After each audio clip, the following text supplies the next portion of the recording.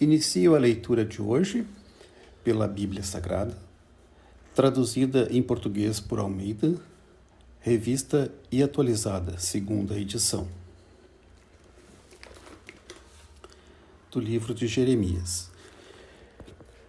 Disse-me o Senhor: dar-vos-ei pastores segundo o meu coração, que vos apacentem com conhecimento e com inteligência. Segundo Timóteo. Tu, porém, permanece naquilo que aprendeste e de que fostes inteirado, sabendo de quem o aprendeste. E quem, desde a infância, sabes as sagradas letras que podem tornar-te sábio para a salvação, pela fé em Cristo Jesus. Toda a Escritura é inspirada por Deus e útil para o ensino, para a repreensão, para a correção, para a educação na justiça, a fim de que o homem de Deus seja perfeito e perfeitamente habilitado para toda boa obra. Hebreus. A palavra de Deus é viva e eficaz, é mais cortante do que qualquer espada de dois gumes, e penetra até o ponto de dividir alma e espírito, juntas e medulas, e é apta para discernir os pensamentos e propósitos do coração.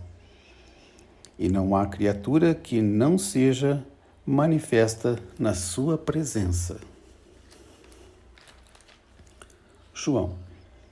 Prosseguiu Jesus: em verdade vos digo, o que não entra pela porta no aprisco das ovelhas, mas sobe por outra parte, esse é ladrão e salteador. Aquele, porém, que entra pela porta, esse é o pastor das ovelhas. Para este, o porteiro abre, as ovelhas ouvem a sua voz, ele chama pelo nome as suas próprias ovelhas e as conduz para fora. Depois de fazer sair todas as que lhe pertencem, vai adiante delas e elas o seguem, porque lhe conhecem a voz. Mas, de modo nenhum, seguirão o estranho, antes fugirão dele, porque não conhecem a voz dos estranhos. Jesus, pois, lhes afirmou de novo: em verdade vos digo, eu sou a porta das ovelhas. Todos quantos vieram antes de mim são ladrões e salteadores, mas as ovelhas não lhes deram ouvido. Eu sou a porta. Se alguém entrar por mim, será salvo. Entrará e sairá e achará pastagem. O ladrão vem somente para roubar, matar e destruir. Eu vim para que tenham vida e a tenham em abundância. Eu sou o bom pastor. O bom pastor dá a vida pelas ovelhas. O mercenário que não é pastor, a quem não pertencem as ovelhas, vê vir o lobo, abandona as ovelhas e foge. Então o lobo as arrebata e dispersa. O mercenário foge porque é mercenário e não tem cuidado com as ovelhas. Eu sou o bom pastor. Conheço as minhas ovelhas e elas me conhecem a mim. Assim como o Pai me conhece a mim, eu conheço o Pai e dou a minha vida pelas ovelhas. Ainda tenho outras ovelhas, não deste aprisco. A mim me convém conduzi-las. Elas ouvirão a minha voz, então haverá um rebanho e um pastor. Por isso, o Pai me ama, porque eu dou a minha vida para a reassumir. Ninguém a tira de mim, pelo contrário, eu espontaneamente a dou. Tenho autoridade para a entregar e também para reavê-la. Este mandato recebi de meu Pai. Apocalipse. Vi outro anjo forte, descendo do céu, envolto em nuvem, com o arco-íris por cima de sua cabeça. O rosto era como o sol e as pernas como colunas de fogo. Tinha na mão um livrinho aberto. A voz que ouvi vinda do céu estava de novo falando comigo e dizendo: Vai e toma o livro que se acha aberto na mão do anjo, em pé sobre o mar e sobre a terra. Fui, pois, ao anjo, dizendo-lhe que me desse o livrinho. Ele então me falou: Toma-o e devora-o. Tomei o livrinho da mão do anjo e o devorei. Então me disseram: É necessário que ainda profetizes a respeito de muitos povos, nações, línguas e reis.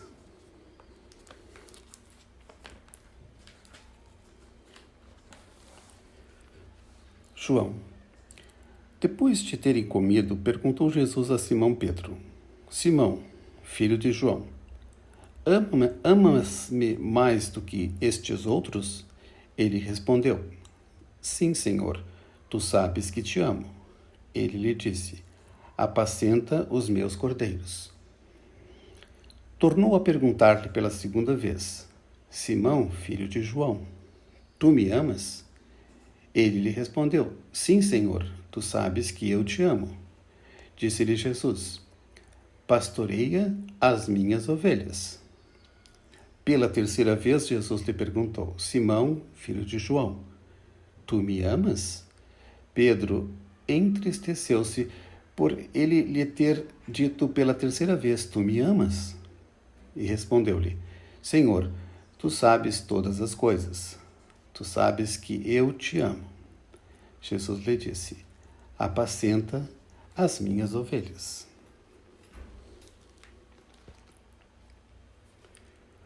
Lucas. Dirigiu-se Jesus a seus discípulos, dizendo: Não temais, ó pequenino rebanho, porque vosso Pai se agradou em dar-vos o seu reino.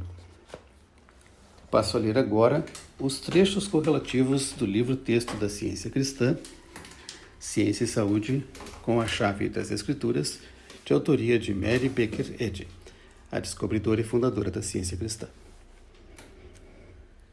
A única interpretação importante das Escrituras é a espiritual. No salmo seguinte, há uma palavra que mostra, se bem que tenuamente, a luz que a ciência cristã projeta sobre as Escrituras, substituindo o senso corpóreo pelo senso incorpóreo espiritual da deidade. Salmo 23. O amor divino é o meu pastor, nada me faltará. O amor me faz repousar em pastos verdejantes. O amor leva-me para junto das águas de descanso. O amor revigora-me a alma, o senso espiritual. O amor guia-me pelas veredas da retidão por amor do seu nome. Ainda que eu ande pelo vale da sombra da morte, não temerei mal nenhum, porque o amor está comigo. O bordão do amor e o cajado do amor me confortam. O amor prepara-me uma mesa na presença dos meus adversários. O amor unge-me a cabeça com óleo. O meu cálice transborda. Bondade e misericórdia certamente me seguirão todos os dias da minha vida, e habitarei na casa a consciência do amor para todo o sempre. Leio agora alguns verbetes de termos bíblicos com o seu significado espiritual do glossário, integrante da Chave das Escrituras do livro Ciência e Saúde. Coração. Os sentimentos, motivos, afetos, alegrias e tristezas mortais.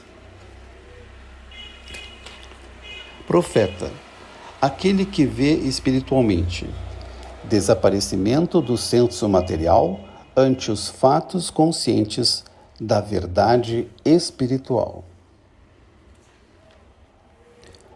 Cordeiro de Deus, a ideia espiritual do amor, imolação do ego, inocência e pureza, sacrifício.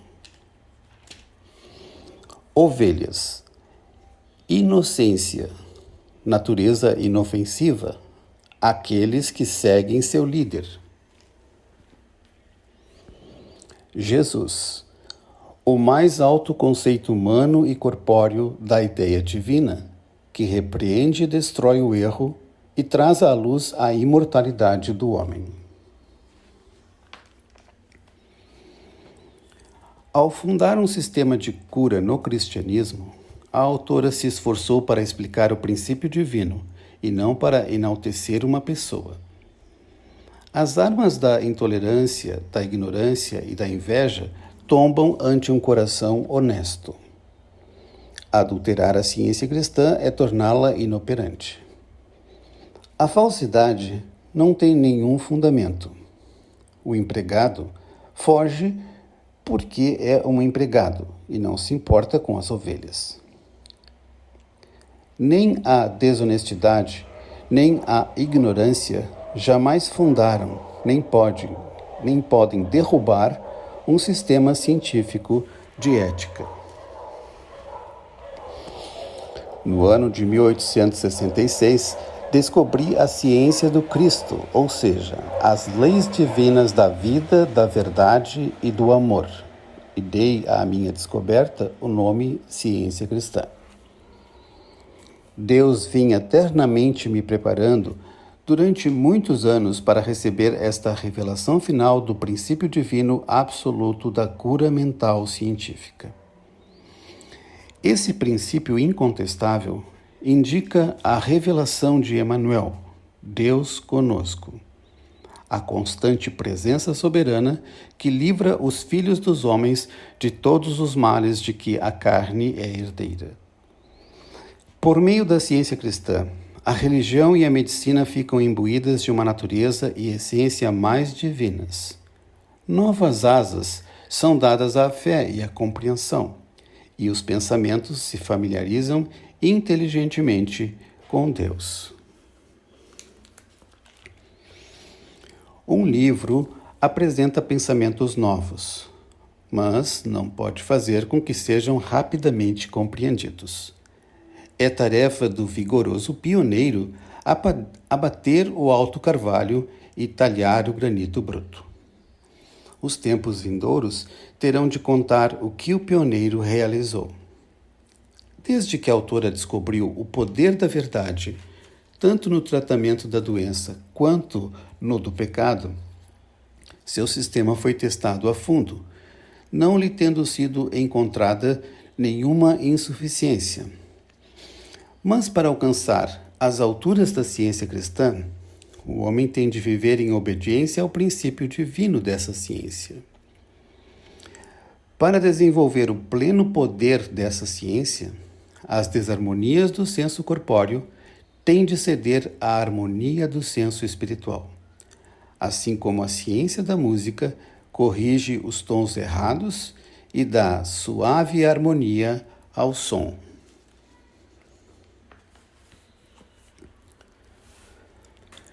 João escreve no 10º capítulo do seu livro sobre a revelação, o Apocalipse.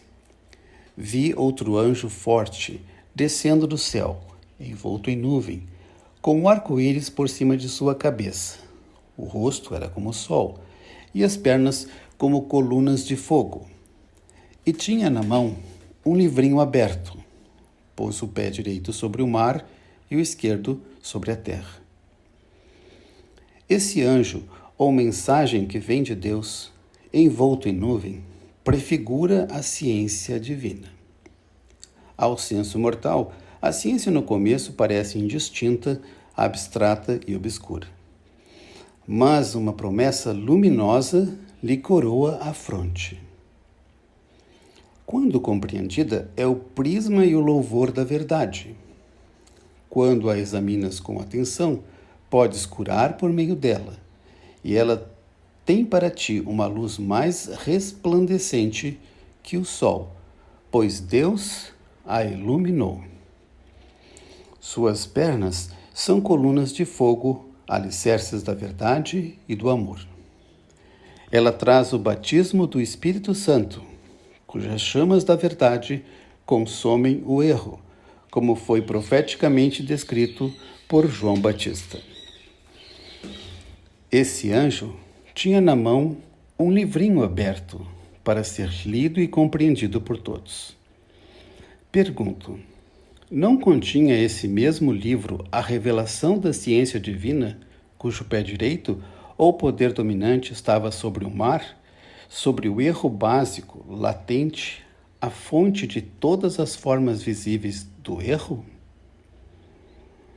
O pé esquerdo do anjo estava sobre a terra, isto é, um poder secundário era exercido sobre o erro visível e sobre o pecado audível. O cicio tranquilo e suave, a voz do pensamento científico, se estende sobre continentes e oceanos, até as extremidades mais remotas do globo. A voz inaudível da verdade é para a mente humana como quando ruge um leão. É ouvida no deserto e nos lugares escuros do medo. Ela desperta os 7 trovões do mal e agita essas forças latentes para fazerem ressoar o diapasão completo dos tons secretos. É então que o poder da verdade fica demonstrado, fica manifestado na destruição do erro. É então que uma voz vinda da harmonia clamará: vai e toma o livro, toma-o e devora-o. Certamente ele será amargo ao teu estômago, mas na tua boca doce como mel.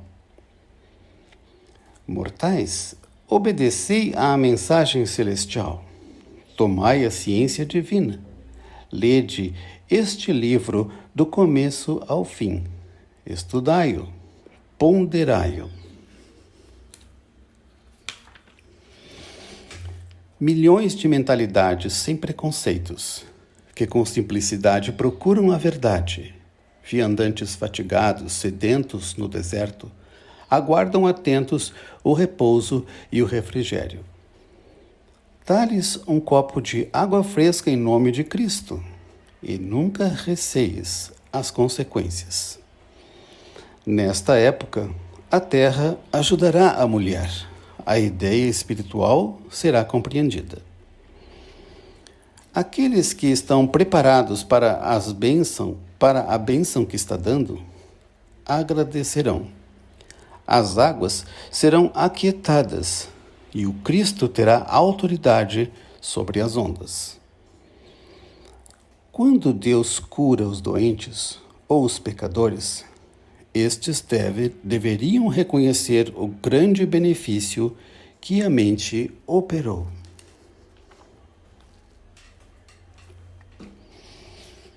O cientista cristão, compreendendo de modo científico que tudo é a mente, começa a destruir o erro, tendo como ponto de partida a causalidade mental, a verdade a respeito do existir.